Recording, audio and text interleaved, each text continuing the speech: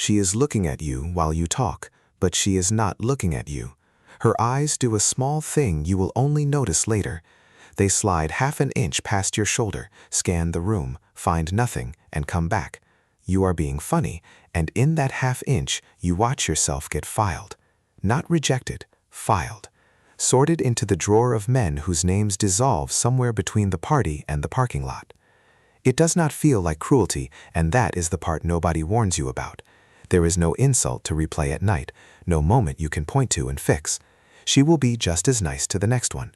The problem is not that you said something wrong. The problem is that there is a number attached to you, and right now the number is 0, and 0 does not buy a future in her imagination. You can measure your entire worth to a room by one quiet variable: how far into the future she lets herself picture you. Level 1, $0. The future she imagines with you is 4 minutes long. That is the exact length of the conversation. There is no next week in her sentences, no we should, no quiet plan underneath the small talk. You text first, always. She answers the same day if you are lucky, 2 days later if you are not, sometimes not at all, and you spend the gap rereading what you sent, looking for the mistake. There is no mistake. There is just no reason yet for her to reorganize a single hour of her life around you. Your flaws have no cover here. The silence you fall into when you are nervous reads as boring. Nothing about you has earned the benefit of the doubt, because the benefit of the doubt is expensive, and you have not given her a reason to spend it. And then there is the rare one, the woman who stays anyway, who looks at the broke version of you and sees the thing before the thing exists. She is real, she is rare, and she is worth more than anything you will ever build, because she bet on you. The rest of the market has quietly, without malice, decided you are not yet worth the attention. That is not a verdict on your soul, it is a verdict on your signal. And the signal is the one thing on this list you can change. Level 2, $50,000 a year, right around the median American paycheck. A real job, a direct deposit that lands on the same 2 Fridays every month. Nothing about you is impressive yet, but something quieter has arrived. The first thing you have ever owned that she can feel: stability. When you say you will pick her up at 7, she believes 7. Not because you are special, but because you will not vanish. And not vanishing is its own currency, long before money enters the room. The future she imagines stretches from 4 minutes to about a weekend. We should try that place, she says, lightly, the kind of light that can be taken back if it has to be. She introduces you to one friend. At 0, you were kept separate. At 50,000, you get walked to the edge of the circle, a test run to see how you hold up under other people's eyes. And here is the trap that swallows men whole. Here you feel the shift and think you arrived. You did not. You became visible. And visible is not chosen. She has simply stopped crossing you off the list. And your nervous system reads that small mercy as love, because it has been starved of it. The men who survive this level know the difference between being considered and being wanted. The men who do not spend years mistaking a green light for a destination. Level 3, $150,000 invested. Now something reverses that has never reversed before. She texts first. Not every time, but the first time it happens you feel it in your chest, because for years the arrow only pointed one direction. And now, invested in something boring and broad, $150,000 throws off around $6,000 a year on its own. The practical effect on you is small, the social effect is not. You stop flinching at the check, and the absence of that flinch becomes the first thing about you she finds quietly attractive, without being able to say why. And your flaws get renamed. The silence that was boring at 0 is now called grounded. You did not change a thing. The number behind you changed, and it rewrote the captions under everything you do. Then the standards arrive, and nobody announces them. The restaurant should be a certain kind of place now. The trip should happen with a certain frequency. She never says any of this out loud. It moves into the background and starts running. And when it goes unmet, something cools by half a degree, with no conversation about why. You feel the temperature drop and cannot find the thermostat. That is not manipulation. That is a person recalibrating to the man your money now says you are. Level 4, $400,000. At 4%, that is $16,000 a year arriving on its own, and the quality of the women in your orbit changes. Not better, not worse, different. More self-made, more put together, with their own careers and their own standards. Women who simply were not in the rooms you used to stand in. Now your rooms overlap. The future she narrates has stretched to a season. She talks about the fall as though it is already real. But 400,000 is the first number that looks like wealth from the outside. The car, the apartment, the way you carry an ordinary Tuesday. And that is exactly There is a woman at this level who is frictionless. She laughs harder at your jokes than your jokes have earned. She is never busy, never difficult, always free. And if you are not paying attention, you read that smoothness as connection and build expensive long-term decisions on a performance. The way you tell her apart is not the expensive night. Anyone performs well at dinner. Watch the boring Tuesday instead, the canceled plan, the long drive, the evening where being with you offers her nothing to gain and nothing to show. The real one barely notices the cost. The other one goes quiet, recalculates, and is subtly less available by the weekend. The bill is not where you learn who someone is. The ordinary unrewarded hour is. Level 5, $1 million. More than 5 times the entire net worth of the median American household, and the night you cross it, you tell no one. But the flinch is gone now, fully and permanently gone, and she reads its absence before you say a word. You stop bracing at prices. You handle a problem without the low hum of fear underneath it. She clocks the missing fear the way some people clock a change in the light, instantly, without being told. The future she imagines is years now, and she says it in concrete terms. Not someday, next summer. A life with your name load-bearing inside it.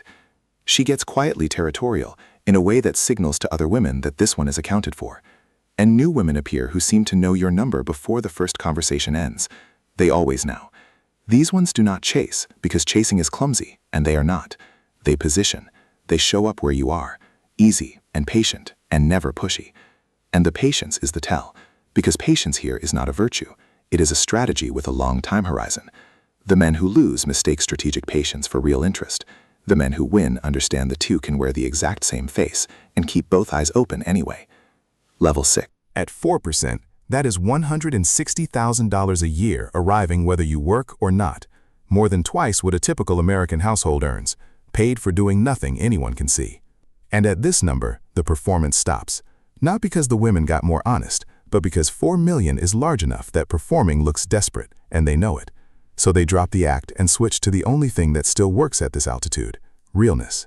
She is warm, genuinely curious about your day, good company, no visible agenda, and underneath all of it, completely at peace with what 4 million means for her future. You cannot catch her being fake because she is not, but the calculation is there, beneath the warmth, like bedrock beneath soil. Everything she feels rests on stone you cannot reach. The only women here with no stone underneath are the ones who already built their own world, their own future, with no blank space where your name would go. Being with you costs them nothing and gains them nothing structural, which is the only condition under which the warmth means exactly what it looks like.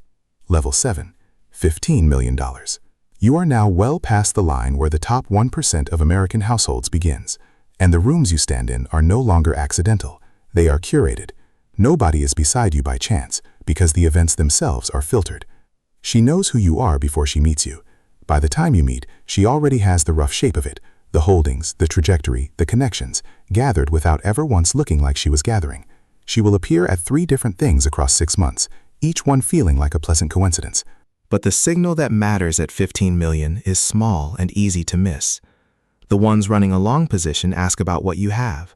The rare real ones ask about who you became on the way to having it. The years before the number. The version of you that set 3 alarms and hated Mondays. One is interested in the balance. The other is interested in the man the balance was built by. The question she reaches for first tells you which one is sitting across from you, long before anything else does. Level 8, $50 million. At 4%, that is $2 million a year, more than 25 times what the typical household earns. And nobody chases you here.